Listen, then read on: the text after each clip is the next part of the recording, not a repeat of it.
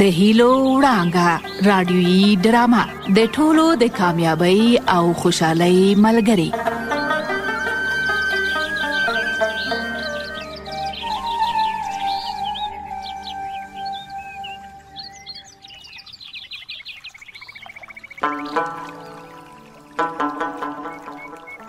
زه خوشحال خیل یم د سیند غاړې کلی چاپیره رانه غرونه لکه د سلیمان دیوان څوکیدار ولاړ دي په غیږه کې مې هوارې دښتې لکه خاپیرې خوبولې پرتې دي چې کله د ګلونو موسم شي ګل ګل راویښې شي او تر لرې لرې وږمې خورې شي پر سر مې د زاڼو او مارغانو سیلونه تیریږي د سیند اوبه راته نری نری موسیقي غږوي.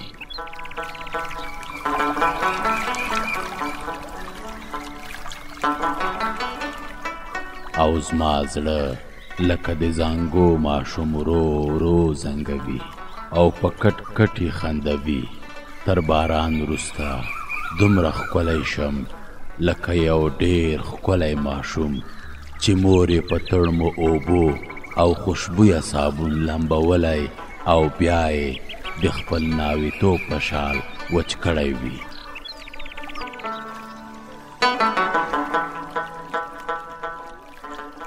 زه مې له خپلو کلیوالو خوشحاله یم، هیله ده چې دوی به هم له مانه خوشحاله وي. هو یوه نیمه ګیله هم ترې لرم کله چې دوی د غرونو د ځنګلونو ونې ووهي بیا نو کلي ته خونړي سیلابونه راځي او د کلیوالو ځمکې او باغونه وړي.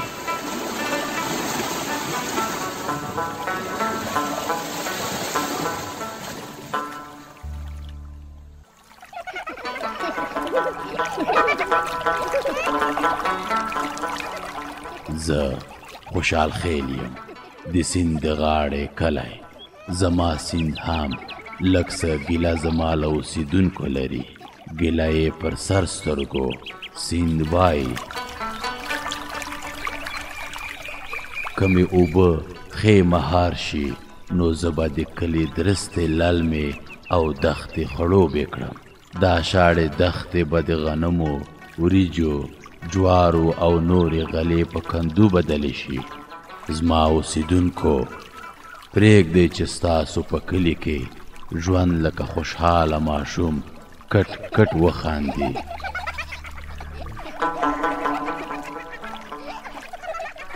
پرېږدئ چې ستاسو د کلي مرغان د خوشحالۍ نغمې وغږوي. پرېږدئ چې ستاسو د کلي څاروي ماړه وي، ښې شیدې او ښې وړۍ درکړي. تر ټولو مهمه دا ده چې ستاسو د کلي خلک ښه نیت ولري او د حکمت او پوهې مینان وي. هغه ورځ زه په جامو کې نه ځایېدم چې کلیوالو له راستنې شوې مهاجرې کورنۍ سره مرسته او خواخوږي کوله.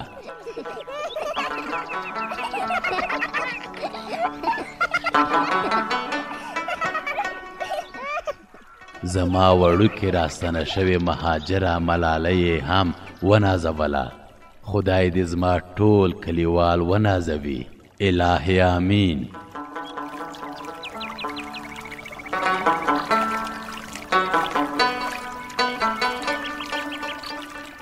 زما لویانو اوسېدونکو او کورنیو تاسو ته یوه مهمه سپارښتنه لرم. هغه دا چې ماشومان مو پاک صفا وروزئ چې ناروغان نشي. په مینه او خوشحالۍ د پوهې او حکمت سبقونه ورزده کړئ. له کینې او کرکې وساتئ. وایي غر که لوړ دی پر سر یې لاره شته. همدا منم چې ستاسو په ژوند کې به ستونزې او مشکلات وي، خو دا ستونزې او مشکلات په ښه نیت، په ښه اراده او غوره حکمت حل کیدی شي. ستونزې او لانجې مو په مینه او حکمت حل کړئ.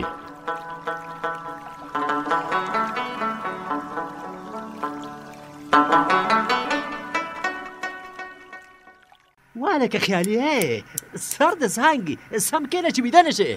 عاشقه د خپل کار کوه، خیالي پرېږده چې د خیال په ټالونو کې زانګي. نه والکه ویښ شه، هسې نه چې د خیال له ټاله به راولوېږې او سر به دې په تیره بیاتي ولګي. یاره عاشقه چې دا ډېرې کړتې دې نه کولای، نور نو د ګل غوندې سړی. ښه نو زه به دغه د خپلو خولې ته به دوه ملی کورت واچوم، خو که رانه غوڅ شوې ګیله دې په خپله غاړه. والکه عاشقه ویښتان هم جوړی او له پښې سره د نیم منغوټ هم تړلې ده، دا څه دي؟ خوشحال کاکا دا خو یو کلیوال راته پیاز راکړل او په برک څادر کې مې غوټه کړل او دا دی اوس مې کلک په خپله پښه تړلې دي. ښه دا پیاز دي، ما ویلې که مڼې دي چې داسې دې کلکې تړلي در سره. نه خیالي ګله، پیاز دی پیاز، وای پیاز دی وي په نیاز دی وي. نو له پښې سر دې ولې تړلې دي؟ خو دلته یې تر څنګ درته کېده. یاره خوشحال کاکا تا عجیبه خبرې کوې خدا وراستی. خو ښه درته وایم په دې کې عجیبه خبره له کومه شوه؟ وی عجیبه خبره خو دا ده چې په دې کلي کې یو نیم لیونی او یو نیم هوښیار غلم پکې پیدا کېږي. دا لیونی هوښیار غلی بیا څه رقمي؟ لیونی او هوښیار غلی په دې معنا چې په سترګو جادو کوي او له ویښو سترګو رانجه غلا کوي، بیا خپلې سترګې ورباندې توروي.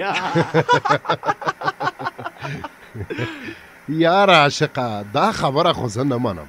ولې به نه منې؟ خو زما ژرنده له غلې ډکه ده، ما خو کله هم څوک نه دي لیدلي چې یوه لاپه غنم یې رانه غلا کړي وي. ستا نو غم نشته، د زمري غوندې نوکر لرې، چنارګل نه دی سم زمری ګل دی، زمری ګل.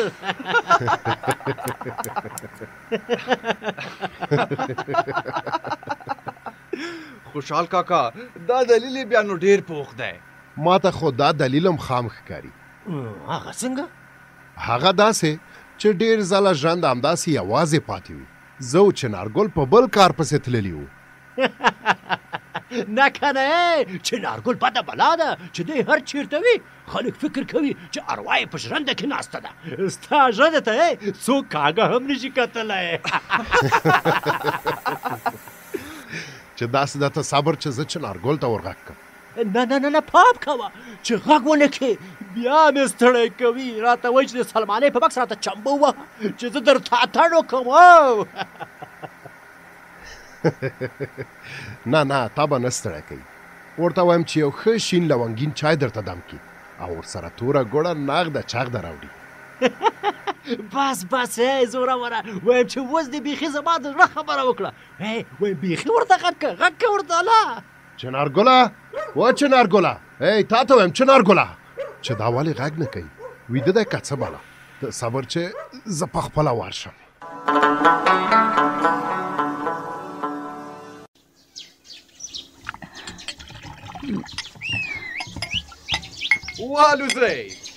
والوزئ د خیالي ګل لټپټي بغدادي او شیرازي کوترو، وایم تر باغ ارم لاړې شئ. د خیالي ګل سلام د باغ ارم ښاپیریانو ته ورسوئ. والوزئ خیالي زویه له کوترو سره دې څه ویل؟ څه مې نه ورته ویل، هسې ویل مې ورته چې د خیالي ګل سلام د باغ ارم ښاپیریو ته وایئ. دا د باغ ارم ښاپیرۍ بیا څوک شوې؟ زه یې نه پېژنم، خو په افسانو کې مې اورېدلي دي چې په باغ ارم کې ښاپیرۍ دي، ډېرې ښکلې دي. ما ویل ارمان چې ما هم د کوترې غوندې وزرې لرلی تر باغ ارمه به تللی وم. زویه دا خپل کلی دی تر باغ ارم هم ښکلی دی، خو چې ته له دې خیالونو راووځې او په کار لاس پورې کړې. او مورې تا بیا په نصیحتونو لاس پورې که، زه ځم د بام سر ته چې په هوا کې د خپل کوترو سایل وکړم، ګوندې لږ مې پام بدل شي. د بام په سر پام کوه زویه، ته به په خیال پلاو کې ډوبې، هسې نه خدای مکه له بامه راخطا شي. او مورې دومره م لیونی نه یم چې له بامه راولوېږم. لکه چې د خیالي پلار راغی. د خیالي مورې بیا په څه خوارې لګیا یې؟ دا لوښي مې مینځل، رښتیا ستړی مه شي. ښه ده شي، څه شو خیالي چېرته تللی دی؟ پاس د بام سر ته وختو، وی چې کوترې په هوا کې ګورم چې څنګه تاویږي. خدای دې ده ته هدایت وکړي، د دنیا کار ته ګوتې نه وروړي، یا به کوترې لوبوي او یا به چرتونه وهي. خدای مهربان دی، ګوندې ښه شي، دا هم ښه دی چې چا ته خو ضرر نه رسیږي. او دا خو ده، خو زورېږم دې ته چې ځان ته ضرر رسوي. رښتیا کندې ګلې یوه مشوره مې در سره کوله. د څه شي مشوره؟ دا احمد خان ډېر مصیبت سړی دی. که خبر شي چې مېرمنې هغه وریجې زموږ په لاس بیرته په سلمان عاشق سپارلي دي، هسې نه چې مېرمن ته یې جنجال جوړ نه کړي. نو تا عاشق ته ونه ویل چې دا خبره به چاته نه کوي؟ ما ورته وویل خو د عاشق خوله سوری ده، خامخا به احمد خان پې خبرېږي. نو ته څه وایې چې اوس څه وکړو؟ زه خو وایم چې تا به یو من مینې وریجې د پلوشیو دی کره وروړې وای. که بد مې وویل څه ووایم چې ته وایې ور به یې وړم. ثواب به دې وشي. همدا اوس پاڅه تله راواخله چې یو من وریجې ورته وتلو. یوه کورنۍ به مو له جنجاله ژغورلې وي.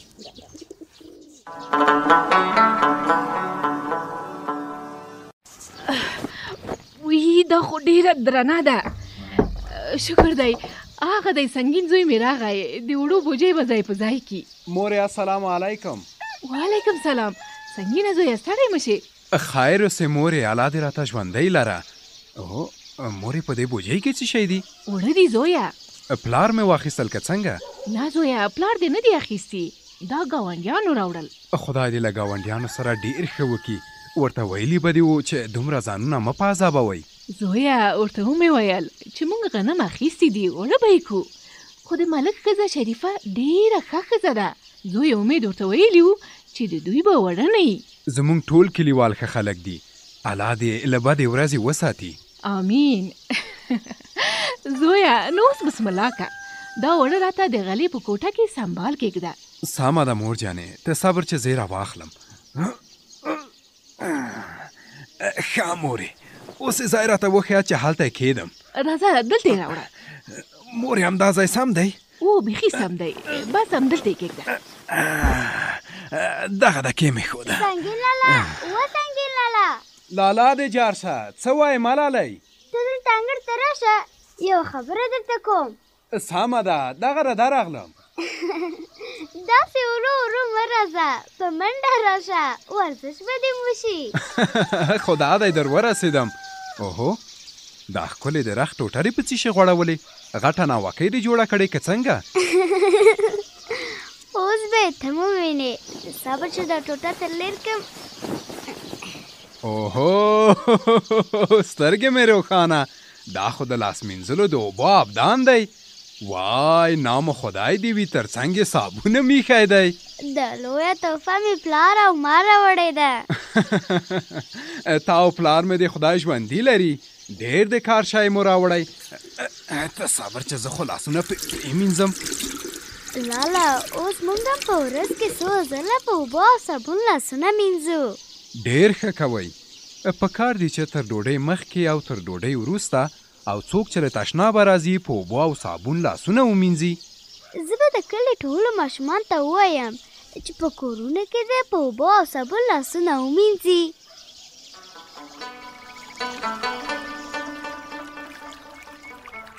هغه مهال به زه لا ډېر خوشحاله شم چې کلیوال لویان او واړه د خپل ځان کورونو او کلی پاکۍ او صفایۍ ته ښه پام وکړي. زما دا نصیحت هم د زړه په غوږونو واورئ.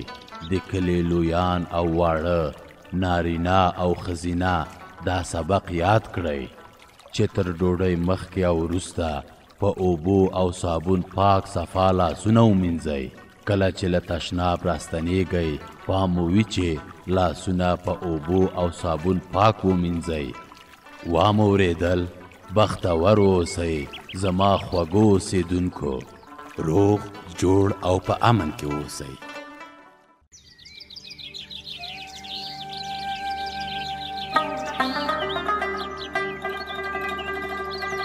د هیلو وړانګه رادیويي ډرامه د ټولو د کامیابی او خوشحالۍ ملګری.